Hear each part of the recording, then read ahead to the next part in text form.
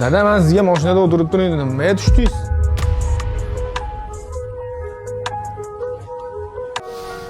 Aka qalay tushdi, zo'rmi? Zo'r, yaxshi. Bundan yaxshirog'i bormi? Bor aka. Bir razmer kattasidan bering. Xo'p bo'ladi.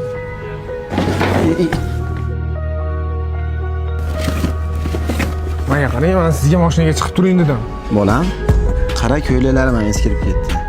Bitta hayitga ko'ylak olib bergan. O'rtoqlarim har yili hayitga yangi ko'ylak kiyadi. Narxi ham 59 ming xolos-ku. Ey dada, gapni ko'paytirmang. Shuncha odamni oldida xijolat qilyapsiz. O'zi uyga tashlab kelsam bo'lar ekan. Uka, shundan 40 razmer berasiz. 42 dan ham qo'shib berasiz. Xo'p bo'ladi aka. Aka bitta savolim bor-da.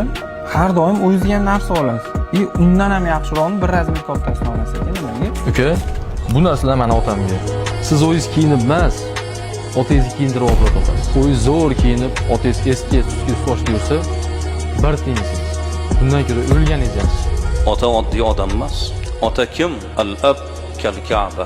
Ota go'yoki Ka'batulloh. Xalqimizda nima deymiz? Otani qiblagohim deymiz. Qiblagoh bu Ka'batulloh.